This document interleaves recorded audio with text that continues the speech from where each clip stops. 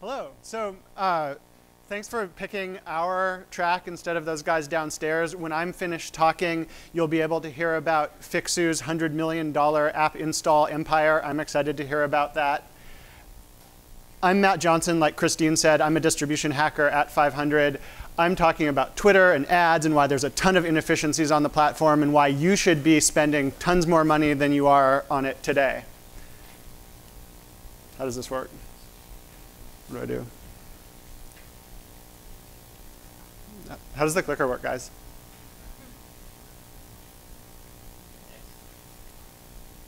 Button on the side, other one. Is it even on? Do a dance. Aha! Oh, crap. Now what do I do?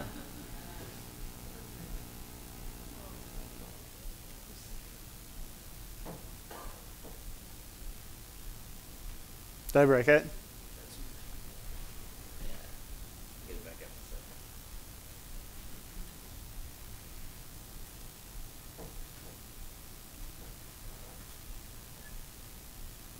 second.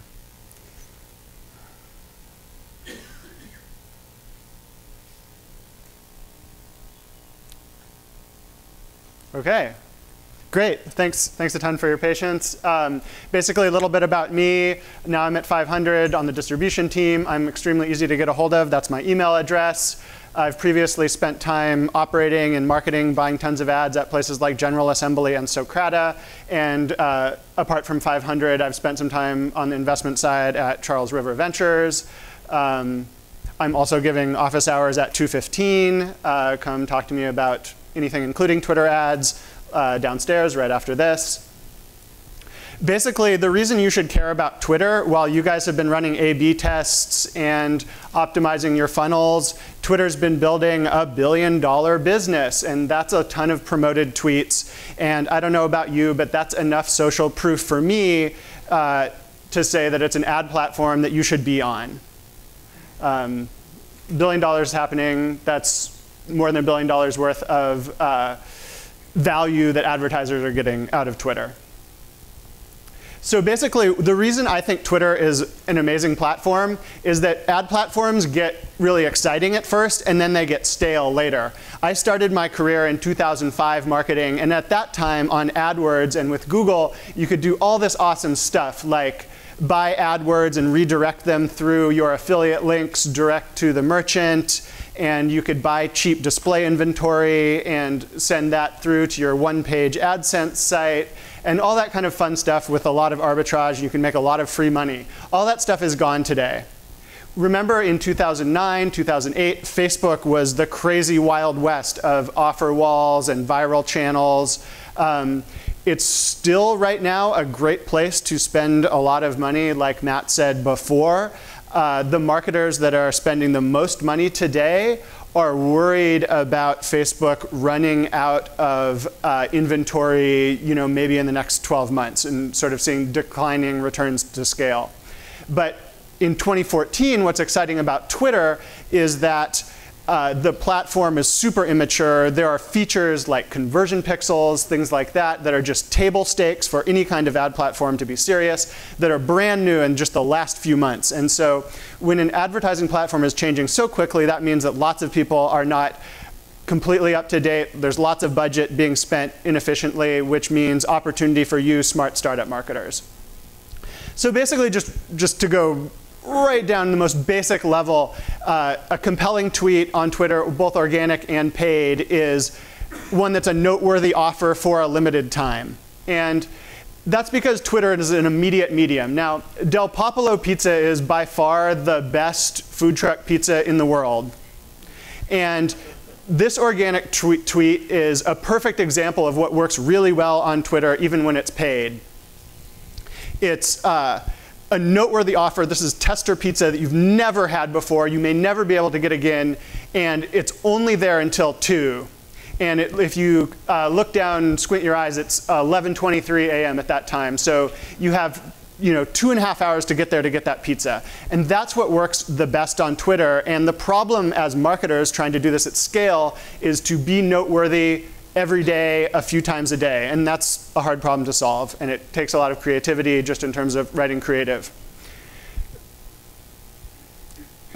Let me step up a little bit to the skeleton of the kinds of creative that is available on Twitter ads, the basic products. Like I just showed you a tweet. There are also promoted trends and promoted accounts. Promoted trends are like the Super Bowl, or promoted accounts are like Captain Morgan's, like big liquor brands with tons of money to spend. Like as startup marketers, that's not for you. There might be an alternate universe where you have tons of TV money that you feel is being wasted, and you think like it would be a little bit less wasted to promote a trend like the Super Bowl on Twitter and engage those idle TV viewers. That's not you. So we're concentrated on tweets for folks like us. And this highlights a real central tension in Twitter's ad business model, is the focus on big brand versus direct response, ROI focused advertising that you all care about and it's important to you. Twitter's generally been actively a lot more brand centric, but they're rolling out tons more direct response, self-service features that are exciting for you. Basically, let's talk about the creative a little bit. Most of the time when I'm talking about promoted tweets, I'm talking about dark tweets. These don't show up in your account's organic timeline and optionally exclude organic followers. And usually that's the right thing to do because you can be much more salesy, and the way you manage your community and engage your organic community, people that may already be your customers with a lot of brand affinity, who are organic followers, is just much different than trying to convert new people efficiently. Two promoted tweets that I'm showing you here are great examples and great products. On the right is an app download tweet, which is, Twitter calls it a card. Like I said before, this is an immediate offer for a game that's both immediate and noteworthy. It's free today. It's usually not free. You can download this right on mobile. On the left side, I'm showing you a lead gen tweet, which I think is, in my opinion, the coolest advertising product, particularly on mobile right now today. And basically, with one tap, you can give up your email address to an advertiser, your personal email address that you signed up for Twitter with. That's pretty powerful product, interesting for a lot of people. We'll talk more about it in a little bit. So the basic creative, the next piece, like in Matt's talk earlier, was audience targeting. Initially, you could target handles, followers of handles, the basic stuff that you assume you can do on Twitter. It's not very mature. Right now, earlier this year, Twitter released in private beta and then through agencies custom CRM audiences. This is a really cool feature. It's something that you guys are probably doing a lot of on Facebook. You're uploading your lists to Facebook, making custom audiences. Now you can do it on Twitter. And the catch is that, the catch maybe and the opportunity is that not that many people are doing it, because you need to go find an ad tech agency partner to take your email list and hash it and then send it onto Twitter so that then you can get your custom audience and start advertising to those people. But because that is more frictionful, fewer people are doing it, find an agency, harass them, make them do it for you, make them do it for free, you'll have an advantage.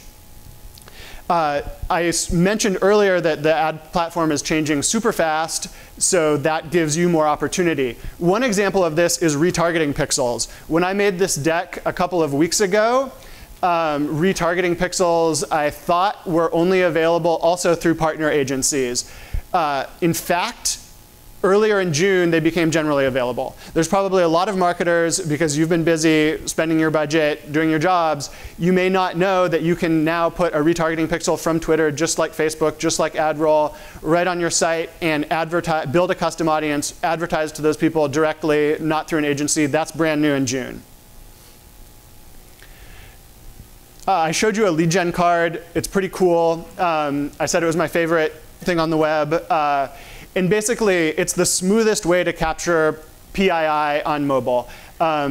Typically, historically, mobile has a lot of cheap inventory, but sometimes it's hard to get people all the way through a funnel. They'll click on an ad on their phone, and then you can't fill out a lot of forms on your phone, or people just don't because they're busy and they're walking around, and so there's a break in the funnel. With the lead gen card, you can give your email address right away, as I mentioned. The interesting subtlety of this product is that when you tap to send your email address to an advertiser, you send them that piece of PII, but you also break the funnel. And that's important. If you have a business where what you value most is an immediate sign-up funnel, going through a few steps, creating an account, this is frictionful. It breaks. You have to email that person again, re-engage them, get them to click through your email on your site, continue the sign-up flow. But if you have a business, which is a lot of businesses, where you have some sort of sales model, inside sales, you request more information, you request a white paper, talk to a representative, then this works perfectly for you, and it's super cheap to get an email address and then have someone follow up. So interesting subtlety. You should keep in mind what your sales model is when you're using Twitter products. Here is an example. I hope I'm not giving away any secrets here. So what I'm showing you now is a player tweet that is SoundCloud. This is also what Vines look like on Twitter. But in reality, the container is just an empty JavaScript container in a tweet. And earlier this year, in extremely private beta, Twitter was testing this product where instead of a SoundCloud player or a Vine player, just a marketer, you could put in your arbitrary JavaScript to push your custom form fields from your domain right onto someone's phone. It will be an extremely powerful product. They might kill it. They might release it later. Keep this on your radar. I think it's a really powerful product potentially for capturing a lot of PII and leads on Twitter. I'm really excited about it. Main point is that platform's changing fast. There's a lot of products that are either available only in private beta or generally available or through partners. And if you, again, work your relationships hard to get in good with Twitter, they will let you use things that no one else can use or only a few people use. And that's advantageous if you're competing with other folks that don't have access to all these products. Another example, I mentioned retargeting pixel. Just earlier in 2014, Twitter released their conversion pixel. And before that, they didn't have it. It wasn't a mature enough ad platform to really be viable. I happen to be someone who only advertises when there are conversion pixels. And I really don't care, like Matt was talking about click-through rate. I really don't care about any of that. I only care about CPA and the conversion numbers. Now, the subtlety and opportunity for you is that Twitter, like AdWords, like Facebook, tracks two kinds of conversions. One is click-through, and one is view-through, with varying windows of attribution, where they'll count a conversion if someone just saw that tweet but didn't click through, but then found you some other way and converted. Now, the opportunity for you is to have an explicit point of view about how you value a particular conversion. If it's a click-through, if it's a view-through, based on other touches that other marketing channels might, that you might have engaged a customer with. And that's what's going to allow you to have a strong, confident position on your unit economics, which will allow you to either spend more or less on a paid advertising platform like Twitter. And if you do have a very defined, explicit point of view about your cost per acquisition and how you attribute revenue, then there's lots of other marketers spending a lot of money who don't do that, and that gives you an advantage over them. So another aspect of complexity, just related, I'm talking about view-through and click-through conversions. Twitter's come up with, particularly for their brand advertising focus, these new metrics like engagements, like expanding a tweet, clicking on a tweet. And it's useful for Twitter because then they can sell engagement, something that's like softer ROI, to bigger brand advertisers that basically they don't have to deliver as concrete of results, and that's good for Twitter's business. But if you're a startup marketer, you don't care about that. You care about conversions, and you care about revenue attribution. Now, there are a lot of startup marketers that don't get that, and they're managing campaigns based on engagements. This is opportunity for you to not do that and be smart and outcompete those marketers in the marketplace of Twitter advertising. Lastly, there's this complexity of attribution. I touched on this earlier. You might have seen a talk earlier that I think Rand gave downstairs about attribution models. There are about a handful. You can value the last click, the first click, all different marketing touches, including Twitter ads, including Facebook ads. You can sort of weight it over time. Major point is to have a defined point of view that your organization and the people making budget decisions agree on. And then you'll be better placed to manage your Twitter spend and your Facebook spend because there's potential to, if you're buying Twitter ads, odds are you're also buying a lot of Facebook ads, and probably the reason you're not buying Twitter ads if you aren't is because you're not at large enough scale where you've tapped out Facebook yet. That's why there's opportunity on Twitter, because you're not using it yet. But the problem is you might be paying Facebook and Twitter for same person. Some of my experience has shown happily that users I've acquired and customers I've acquired through Twitter don't overlap with ones I've acquired on Facebook, which is shocking to me. Same goes for Facebook. Twitter ads are changing a lot. I've mentioned this a few times. There's about 3 different stages: private beta features, through agency partners, generally available. If you're really up on this, you can get an edge on people that are not. Just to illustrate the fact, the game app download tweet that I showed you before was only available to select advertisers until June 30th, which is 4 weeks ago and 5 weeks ago, and then it became generally available. There are lots of marketers, lots of your competitors that maybe aren't up on this yet. If you are, you have the advantage. The retargeting pixel that I mentioned earlier in my deck only became generally available on June 11th of this year. You used to have to get it through an ad tech agency partner. If you thought that was still the case, you're leaving money on the table. You could be making millions of dollars. Battle plan is basically what I do is I manage paid social kind of like organic social, and what I mean by that is that yes, you A/B test, but don't be too strict about the results. When you find a message that resonates, you let it ride qualitatively. But as Matt was talking about, the most important thing, the more important thing is just refreshing your content all the time, multiple times per week, because the same people are seeing your ads, and if it's the same one all the time, they get sick of it, don't click. And thirdly, just the number of marketers that have a well-defined and well-thought-through point of view on conversion definition and revenue attribution can easily outcompete the 80% of marketers who don't. So invest time and effort with you and your team socializing your point of view on revenue attribution in your organization, and you will be on the right side of that 80-20 rule. The future is that Twitter has a record of changing things all the time and moving the cheese of developers and advertisers. And so expect that, be on the right side of it. Also, you'll see lots more commerce. I showed you give up email address. I showed you download an app. Very soon, you'll be able to buy all kinds of products. That's the future. Think about that. Questions? I have about 1 minute.